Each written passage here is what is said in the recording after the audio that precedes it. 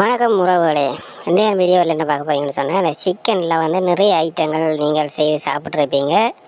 செய்கிறதையும் பார்த்துருப்பீங்க. நிறைய ஒரு பேர்கள் வச்சு ஒரு ஐட்டமாக செய்வாங்க.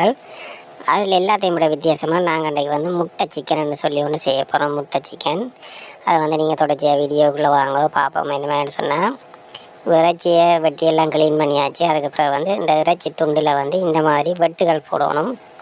இந்த மாதிரி குறுக்க கீறி விடணும். அப்போ தான் நாங்கள் அந்த மசாலா ஐட்டங்கள் போடுற டைமில் அந்த எல்லா இடத்துலையும் இறைச்சிக்கு உள்ளே போய் ஊறி பிடிக்கும். இந்த மாதிரி வெட்டுகள் இருக்கணும். இந்த வெட்டுகள் எல்லாம் போய் மசாலா ஃபுல்லாக ஊறி நிற்கும். அப்போ அதால் இந்த வெட்டுகள் எல்லாம் போட்டதுக்கு பிறகு இப்போ உப்பு சேர்க்கணும். உப்பு சேர்த்து எல்லாத்தையும் முடிவாக நல்லா கலக்கி கிளறி அந்த உப்பு ஊறக்கூடிய மாதிரி இப்போ எல்லாம் பிரட்டி விடணும். அதுக்கு பிறகு பார்த்திங்கன்னா கொஞ்சம் மஞ்சத்தூள் கொஞ்சம் சேர்க்குறோம். அதோடு அடுத்ததாக பார்த்திங்கன்னா தூள் சேர்க்குறோம். மிளகாத்தூள் சேர்க்குறோம். மிளகாத்தூள் எல்லாம் போட்டு எல்லாம் நல்லா கிளறி விட்டு உருட்டணும். மிளகாத்துக்கு போட்டு பிரட்டி உருட்டுறோமோ மிளகாத்துக்கு அந்த தூள்கள் உப்புகள் எல்லாம் இறைச்சியோட நல்லா சேரும்.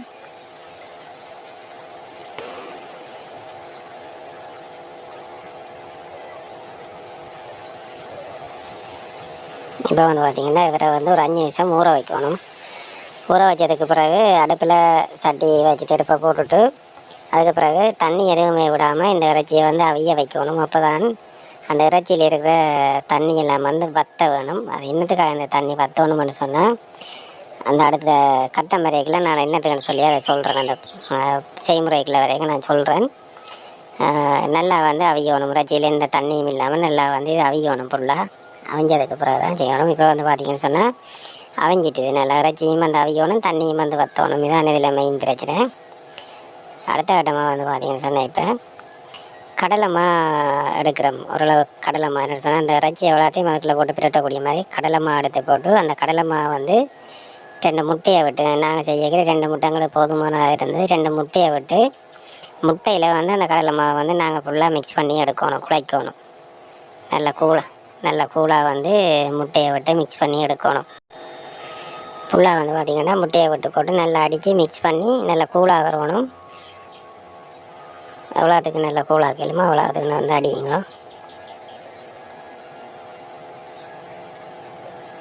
அதுக்கப்புறம் இதுக்கு கொஞ்சம் மசாலா ஐட்டம் சேர்க்கணும். கடலை மாவு நல்லா கரைஞ்சி வந்த அப்புறம் இப்போ பார்த்திங்கன்னா அந்த இறைச்சி நல்லா அவிஞ்சிட்டுது. அதில் நாங்கள் போட்ட வெட்டுகள் பார்த்திங்கன்னா அப்படி இருக்கணும். அந்த வெட்டு எல்லாமே அந்த அவிஞ்சு அந்த வெட்டெல்லாம் திறப்பட்டு இருக்கும். அப்போ தான் அந்த கடலை மாவை நாங்கள் இதோட சேர்க்க போகிறோம். சேர்க்கைகளில் எல்லாம் உள்ளுக்குள்ளே செய்கிறோம். மற்ற இதோட தூள், மற்றது உப்பு, தூள் உப்பு, அதோட 2 மசாலா ஐட்டமும் சேர்க்க போகிறோம். உப்பு தூள் எல்லாம் போட்டு மசாலா சிக்கன் மசாலாவும் கரம் மசாலாவும் போட்டிருக்கிறோம். போட்டு நல்லா கிளறி மிக்ஸ் பண்ணணும். மிக்ஸ் பண்ணி எடுக்கணும். இப்போ அதுக்கு பிறகு இந்த இறைச்சி துண்டு எல்லாத்தையும் நல்லா அவிஞ்சிருந்த இறைச்சி துண்டு எல்லாத்தையும் இதுக்குள்ளே போட்டு நல்லா பிரட்டி எடுத்து ஊற வைக்க போகிறோம். பார்த்திங்கன்னா தெரியும் எவ்வளோத்துக்கு அந்த இறைச்சியில் அந்த கடலைமா, முட்டை, அந்த போட்ட மசாலா ஐட்டம் எல்லாம் ஊறக்கூடிய அளவுக்கு ஃபுல்லாகவே நல்லா பிரட்டி எடுத்து போட்டு அதே மாதிரி 5 நிமிஷம் ஊற வைக்கணும். இப்போ பார்த்திங்கன்னா நல்லா எல்லாம் ஊறிக்கொண்டு வருது. இது உண்மையிலேயே வேறு லெவலான ஒரு பொரியல். நீங்கள் சாப்பிட்டு பார்த்தீங்கன்னா தெரியும். இதே மாதிரி இந்த வீடியோவில் செய்து சாப்பிட்டு பாருங்கள். இது எங்களோட வீடியோட உண்மைத்தன்மை உங்களுக்கு விளங்கும். இப்போ பார்த்தீங்கன்னு சொன்னால் சட்டியை நல்லா கொதிக்க வச்சுருக்கோம். நல்லா சட்டி கொதிச்சா அப்புறம் எண்ணெய் விடுங்க. இப்போ பார்த்தீங்கன்னா எண்ணெய் நல்லா கொதித்து வருது. இந்த டைமில் நீங்கள் இறைச்சியை அதுக்குள்ளே போட்டு பிரட்டி எடுக்கணும்.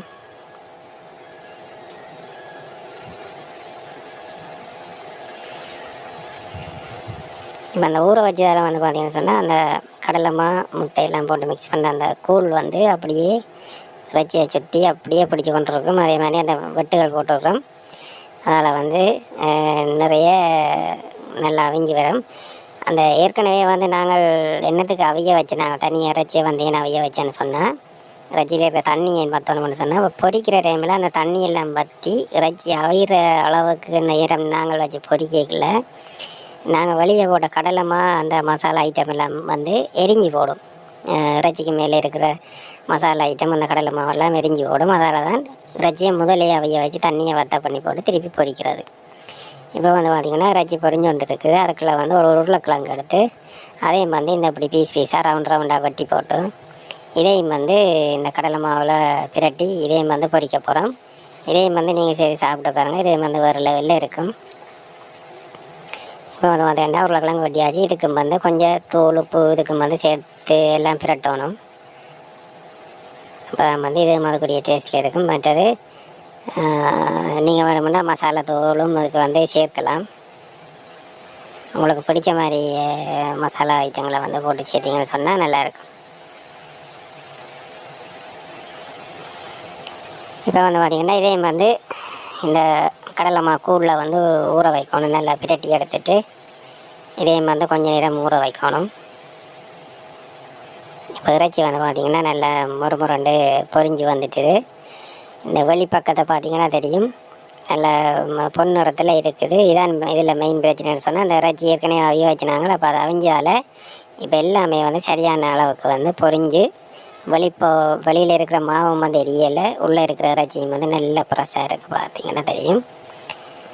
அடுத்த கட்டமாக வந்து இந்த ஊற வச்ச உருளைக்கிழங்கு சீவலை வந்து இதையும் வந்து பொரிக்க போகிறோம். அதே எண்ணெய் தான் அந்த இறைச்சி பொரித்து அதே எண்ணெயில் பொரியுங்க, எந்த பிரச்சனையும் இல்லை. இதே வந்து பார்த்திங்கன்னு சொன்னால் நல்லா முருகை விட்டு பொரிக்கணும். நல்ல நிறம் வரக்கூடிய நல்ல முருகை விட்டு பொரிக்கணும். அதுக்கு தான் மெல்லிசா வந்து வெட்டியிருக்கிறோம். அப்போ அது வேகமாகவே வந்து நல்லா முருகை பொரிஞ்சு வந்துடும். அதோடு வந்து கொஞ்சம் கருவேப்பிலை கடைசி டைமில் வந்து கொஞ்சம் கருவேப்பிலையை வந்து நீ சேர்க்கணும். கருவேப்பிலையும் சேர்த்திங்கன்னு சொன்னால் அது ஒரு வாசமாக இருக்கும். இப்போ வந்து பார்த்திங்கன்னா நல்லா பொரிஞ்சு வந்துட்டு எல்லாத்தையும் பார்க்கவே தெரியும் அப்படி என்ன அளவில் இதெல்லாம் நாங்கள் செய்திருக்கிறோம். அப்படி இதெல்லாம் இப்போ நல்ல ஒரு நிலையில் பொரிஞ்சு நல்ல சாப்பிடக்கூடிய பருவத்தில் இருக்குன்றது உங்களுக்கு பார்க்குற நேரமே தெரியும். இப்போ அழகாக இதுக்கு மேலே கொஞ்சம் கருவேப்பிலையை தூவி விடுவோம். இப்போ வந்து பார்த்திங்கன்னா முட்டை சிக்கன் பொரியல் ரெடி. இன்றைக்கி வந்து குத்தரிசி சோறு சமைச்சிருந்தோம் நாங்கள். அதோட வந்து சிக்கன் கறியும் வச்சுருக்கிறேன். கறி வந்து பொதுவாக எல்லாருக்கும் வைக்கிற தெரியும். கறியும் வச்சுருக்கோம், அதோட பருப்பு கறியும். இதே மாதிரி வீடியோக்களையும் நீங்கள் வந்து வீட்டில் செய்து பார்க்கலாம். எங்களோட வீடியோக்களை பார்த்து மறக்காமல் வந்து எங்களோட சேனலை வந்து சப்ஸ்கிரைப் பண்ணி பெல் பட்டனையும் கிளிக் பண்ணி வைங்க. நாங்கள் தொடர்ச்சியாக வீடியோ போடுவோம். அதால் வந்து நீங்கள் தொடர்ச்சியாக வீடியோ பார்க்கக்கூடிய மாதிரி இருக்கும். எங்களோட வீடியோ பிடிச்சிருந்தா நீங்கள் எப்போதுமே எங்களோட வீடியோ பார்க்கலாம், கருத்துக்களையும் பதிவிடலாம். நன்றி, வணக்கம்.